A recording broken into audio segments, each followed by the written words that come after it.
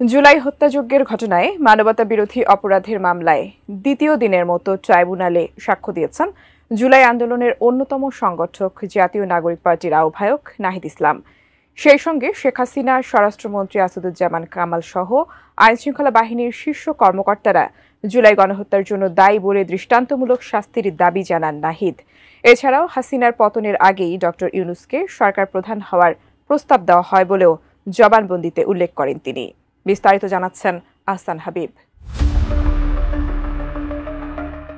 মানবতা বিরোধী অপরাধের মামলায় ট্রাইব্যুনালে দ্বিতীয় দিনের সাক্ষ্য প্রদানকালে শেখ হাসিনা সহ দায়ীদের কঠোর শাস্তির দাবি করেছেন জাতীয় নাগরিক পার্টির আহ্বায়ক নাহিদ ইসলাম। বৃহস্পতিবার 18 সেপ্টেম্বর আন্তর্জাতিক অপরাধ ট্রাইব্যুনালে বিচারপতি গোলাম মুর্তুজা মজুমদারের নেতৃত্বে 2 সদস্যর বেঞ্চে দ্বিতীয় দিনের মতো সাক্ষ্য দেন তিনি। এ সময় সাবেক প্রধানমন্ত্রী শেখ হাসিনা ও সাবেক স্বরাষ্ট্রমন্ত্রী আসাদুজ্জামান খান কামালের নির্দেশে আন্দোলনকারীরা ছাত্র সমন্বয়কদের তুলে নিয়ে ডিবি অফিসে নির্যাতন ও জিজ্ঞাসাবাদের বর্ণনা দেন নাহিদ ইসলাম। এরপর তার সাক্ষ্য শেষে জেরা শুরু হয়। মহামান্য আদালতের কাছে আমি এবং ভিকটিমদের পক্ষ থেকে আমি ন্যায় বিচার প্রত্যাশা করেছি। শেখ হাসিনা, স্বরাষ্ট্রমন্ত্রী, তৎকালীন স্বরাষ্ট্রমন্ত্রী, পুলিশ এবং যে সকল আইন শৃঙ্খলা বাহিনী জড়িত ছিল তাদের প্রধানদেরকে আমি দায়ী করেছি এবং যারা হত্যাকাণ্ডে সরাসরি অংশগ্রহণ করেছে তাদেরকে দায়ী করেছি। তাদের বিচার এবং কঠোর শাস্তি আমি আদালতের কাছ থেকে প্রত্যাশা করেছি। নাহিদ ইসলাম বলেন, জুলাই আন্দোলনকারী নেতাদের গ্রেফতারের পর তাদের আন্দোলন প্রত্যাহারের চাপ দিয়েছিল শেখ হাসিনা প্রশাসন। 16 জুলাই থেকে হত্যাযজ্ঞের প্রকৃত তথ্য প্রকাশ এবং আন্দোলনকারীদের কর্মসূচি তুলে ধরা থেকে বিরত ছিল গণমাধ্যমও। ঢাকা রিপোর্টার্স ইউনিটে আমাকে ডিজিএফআই সংবাদ সম্মেলনটা আয়োজন করে আমাকে হাসপাতাল থেকে নিয়ে যায় এবং তারা বলেছিল যে আন্দোলনে বিএনপি জামাত ঢুকে নাশকতা করছে। আমরা আন্দোলন সমাপ্ত ঘোষণা করছি, যেহেতু সেদিন সরকার কোটার প্রজ্ঞাপন দিয়েছিল।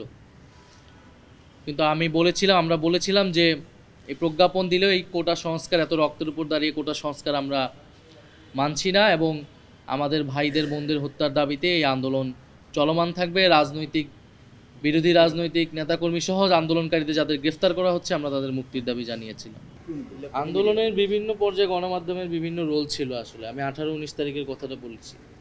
আবার বিভিন্ন সময় পত্রিকায় বা বিভিন্ন কয়েকটি ইলেকট্রনিক মিডিয়া আন্দোলনের পক্ষে অবস্থান নেওয়ার চেষ্টা করেছে, বিশেষত অনেক সাংবাদিক ফিল্ডে তারাও।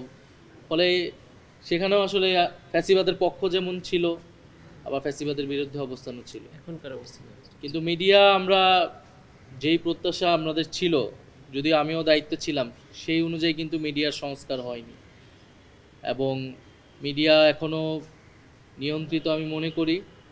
মিডিয়া ডিজিএফআই আগে যেভাবে মিডিয়া নিয়ন্ত্রণ করত, বিভিন্ন নিউজ প্রকাশ করত, এখনও সেই চর্চা রয়েছে। রাজনৈতিক দলের নিয়ন্ত্রণ রয়েছে, বিভিন্ন কর্পোরেট প্রতিষ্ঠানের নিয়ন্ত্রণ রয়েছে। আমি যেই সময়টুকু দায়িত্ব পেয়েছিলাম, আমি আমার পক্ষ থেকে গণমাধ্যম সংস্কার কমিশন করেছিলাম। তাদের দায়িত্ব ছিল এই পুরো বিষয়টাকে সংস্কার প্রস্তাবনা করে সরকারের মাধ্যমে এটা বাস্তবায়ন করা। নতুন বাংলাদেশ গড়তে এলো জুলফিকার স্টিল। জুলফিকার স্টিল, ইস্পাত দৃঢ় অঙ্গীকার। ডিবি অফিসে তুলে নিয়ে সমন্বয়কদের নির্যাতন ও জিজ্ঞাসাবাদের বিষয়ে উল্লেখ করে নাহিদ ইসলাম জানান, 20 জুলাই রাতে চোখ বেঁধে হাতকড়া পরিয়ে তাকে তুলে নিয়ে যায় ডিবি। পরে তাকে জানানো হয় গুম করা হয়েছে, আন্দোলন প্রত্যাহার না করলে ছাড়া হবে না। তবে 24 ঘন্টা পর তাকে ছেড়ে দেওয়া হয়। এরপর 26 জুলাই আন্দোলন প্রত্যাহার করলে জোরপূর্বক লিখিত বক্তব্য মোবাইলে ধারণ করে মিডিয়ায় প্রচার করেন তৎকালীন ডিবি প্রধান হারুনুর রশিদ। আয়নাঘর ছিল ডিজিএফআইয়ের, যেটা প্রথমে আমাকে গুম করে সেখানে রাখা হয়েছিল। পরবর্তীতে ডিবি অফিসে আমাদের নানাভাবে আমাদেরকে নির্যাতন করা হয়েছে, মানসিক, শারীরিকভাবে আমাদের অভিভাবকদেরকে হেনস্থা করা হয়েছে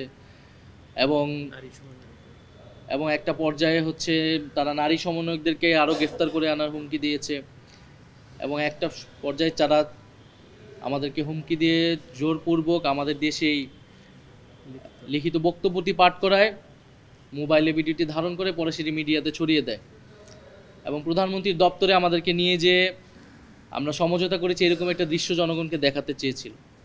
আমরা তখন অনশন শুরু করি এবং বাইরে যেহেতু রিট হয়েছিল, আইনজীবীরা আন্দোলন করছিল, আমাদের শিক্ষকরা এবং সাধারণ মানুষ আন্দোলন করছিল আমাদের মুক্তির দাবিতে, সেই প্রেক্ষাপটে আমাদেরকে তখন ডিবি ছাড়তে বাধ্য হয় এবং ছেড়ে আমরা আমাদের অবস্থান তখন পরিষ্কার করেছি। আমাকে গুম করা হয়েছিল, আমি যদি বেঁচে থাকতে চাই, অন্য সমন্বয়কদের যদি মুক্তি নিশ্চিত করতে চাই, তাহলে আমরা যাতে আন্দোলন থেকে সরে আসি, এই বিষয়টি তারা বারবার নিশ্চিত করতে চেয়েছিল আন্দোলনের, যখন আন্দোলনটা গণ আন্দোলনের দিকে রূপ নেয় তখন থেকে। ফলে আমার আদালতের কাছে এটাই প্রত্যাশা থাকবে যাতে এখানে যারাই এই ঘটনার সাথে জড়িত, আমি গতকালও যেটা বলেছি আজকেও পুনর্বক্তে করছি, পুলিশ, র্যাব, বিজেপি, সেনাবাহিনী, যত বাহিনীর যে সকল সদস্যরা এই হত্যাকাণ্ডে, নির্যাতনে, গুমে অংশগ্রহণ করেছে এবং যাদের নির্দেশনায় এগুলো সংঘটিত হয়েছে, শেখ হাসিনা, স্বরাষ্ট্রমন্ত্রী ওবায়দুল কাদের সহ, তাদের যাতে কঠোর শাস্তি দেওয়া হয়, আমাদের এটাই প্রত্যাশা থাকবে, যাতে দেশবাসী, যারা আন্দোলনকারী, যারা আন্দোলনে হতাহত হয়েছে, তারা সবাই ন্যায় বিচার পায়। ডিবি অফিস থেকে ছাড়া পেয়ে 2024 সালের 1 আগস্ট এক দফা দাবিতে সরকার পতনের ডাক দেয় সমন্বয়করা।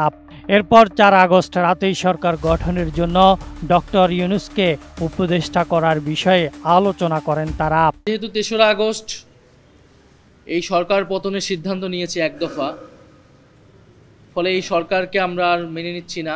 আমাদের একটি নতুন সরকারের জন্য তখন থেকে পরিকল্পনা হচ্ছিল, সেই প্রেক্ষাপটেই আমরা ডক্টর মোহাম্মদ ইউনূসকে প্রাথমিকভাবে আমরা ভেবে নিয়েছিলাম অন্য আরও অনেকের সাথে পরামর্শ করে, এবং এই কারণে তার সাথে আমরা যোগাযোগ করেছিলাম যে দেশের এই পরিস্থিতি, দেশের এই ক্রান্তিকলে আপনার সহযোগী ডক্টর মোহাম্মদ ইউনূসের সহযোগিতা প্রয়োজন। যদি আন্দোলন সফল হয়, যদি সরকারকে আমরা উৎখাত করতে পারি, তাহলে নতুন সরকারের প্রধান হিসেবে হয়তো আপনাকে দায়িত্ব নিতে হতে পারে। আমরা সেই প্রস্তাব আপনাকে দিয়ে রাখছি। শেখ হাসিনার মামলায় নাহিদ ইসলাম প্রসিকিউশনের শেষ সাক্ষী। এরপর নিয়ম অনুযায়ী সাক্ষ্য দেবেন এই মামলার তদন্ত কর্মকর্তা।